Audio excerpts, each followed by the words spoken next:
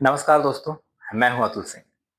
दोस्तों, अगर आपसे पूछा जाए कि भारत की प्रीमियम फिश फार्मिंग का सबसे बड़ा हब कौन सा है, तो शायद आप केरला या आंध्र प्रदेश का नाम लेंगे।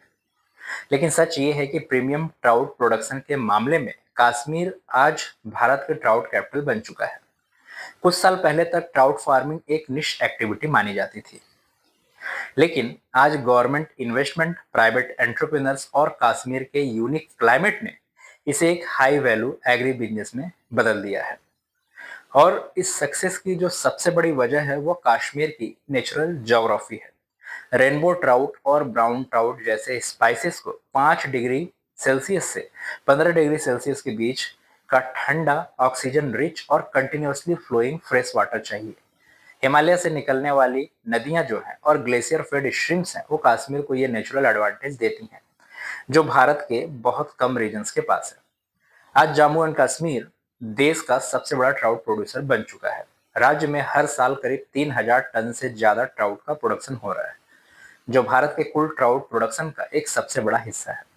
इसके बाद हिमाचल प्रदेश और उत्तराखंड जैसे पहाड़ी राज्यों का नंबर आता है, लेकिन प्रोडक्शन के मामले में कश्मीर का गैप काफी बड़ा है। इस ट्रांसफॉर्मेशन के पीछे सिर्फ प्रकृति नहीं है, बल्कि पॉलिसी सपोर्ट भी है। गवर्नमेंट ने modern hatcheries, raceway farms, cold water aquaculture infrastructure और सीड प्रोडक्शन पर लगातार इन्वेस्टमेंट किया है। फिशरीज डिपार्टमेंट ने प्राइवेट फार्मर्स को फिंगर लिंक्स, टेक्निकल गाइडेंस और फाइनेंशियल असिस्टेंस देकर ट्राउट फार्मिंग को कमर्शियल स्केल तक पहुंचाया है। यहाँ पर एक और इंटरेस्टिंग बात यह है कि ट्राउट ऑर्डिनरी फिश नहीं है। ये एक प्रीमियम कोल्ड वाटर फिश मानी जाती है, जिसका demand luxury hotels, fine dining restaurants और टूरिज्म इंडस्ट्री में काफी ज्यादा है।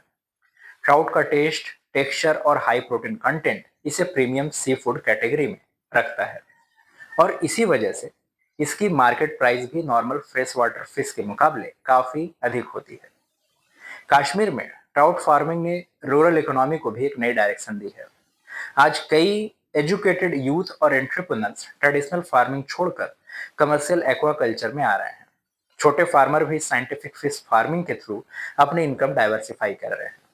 इससे एम्प्लॉयमेंट के नए अपॉर्चुनिटीज क्रिएट हो रहे हैं और माइग्रेशन को भी कुछ हद तक कम करने में मदद मिल रही है। टेक्नोलॉजी ने भी इस सेक्टर को कंप्लीटली ट्रांसफॉर्म कर दिया है।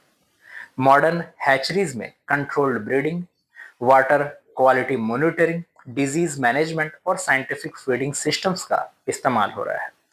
आर्टिफिशियल इंक्यूबेशन और हाई क्वालिटी फिंगरलिंग्स की वजह से सर्वाइवल रेट पहले के मुकाबले काफी इंप्रूव हुआ है, जिससे प्रोडक्टिविटी और प्रॉफिटेबिलिटी दोनों बढ़ रही है।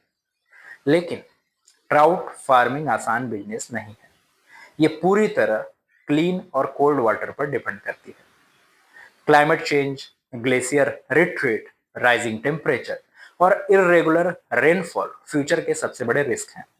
अगर वाटर टेम्परेचर आइडियल रेंज से बाहर चला जाए तो प्रोडक्शन और फिश सर्वाइवल दोनों पर सीधा असर पड़ सकता है। इसीलिए सस्टेनेबल वाटर मैनेजमेंट और एनवायरमेंटल कंजर्वेशन इस इंडस्ट्री के लिए उतने ही इंपॉर्टेंट हैं जितनी कमर्शियल इन्वेस्टमेंट्स। अब कश्मीर सिर्फ ट्राउट प्रोड्यूस करने तक सीमित नहीं रहना चाह रहा। फोकस वैल्यू चेन पर भी बढ़ रहा है। फ्रेश ट्राउट के साथ smoked trout, ready to cook products, processed sea foods और प्रीमियम ब्रांडिंग के थ्रू डोमेस्टिक और एक्सपोर्ट मार्केट को टारगेट किया जा रहा है। टूरिज्म और लोकल कुजिन के साथ ट्राउट को इंटीग्रेट करके एक यूनिक फूड इकोनॉमी डेवलप की जा रही है। आने वाले समय में रीसर्कुलेटिंग एक्वाकल्चर सिस्टम यानी RAS, एडवांस्ड हैचरीज और साइंटिफिक ब्रीडिंग प्रोग्राम्स इस सेक्टर की प्रोडक्टिविटी को और बढ़ा सकते हैं। अगर कोल्ड चेन इंफ्रास्ट्रक्चर और एक्सपोर्ट्स को भी स्केल अप किया गया तो कश्मीर प्रीमियम एक्वाकल्चर का एक नेशनल ही नहीं बल्कि ग्लोबल हब बनने की दिशा में भी आगे बढ़ सकता है। कश्मीर के ट्राउट स्टोरी सिर्फ फिश फार्मिंग की कहानी नहीं है, ये इस बात का भी एक उदाहरण है कि जब natural resources, scientific farming, government support और एंटरप्रेन्योरशिप एक साथ आते हैं तो एक ट्रेडिशनल एक्टिविटी भी हाई वैल्यू रूरल इकोनॉमी में बदल सकती है। ट्राउट ने कश्मीर को सिर्फ भारत के ट्राउट कैपिटल नहीं बनाया, बल्कि दिखाया है कि सस्टेनेबल एक्वाकल्चर भी फ्यूचर की ग्रोथ और एम्प्लॉयमेंट स्टोरी का एक मजबूत पिलर बन सकता है। धन्यवाद।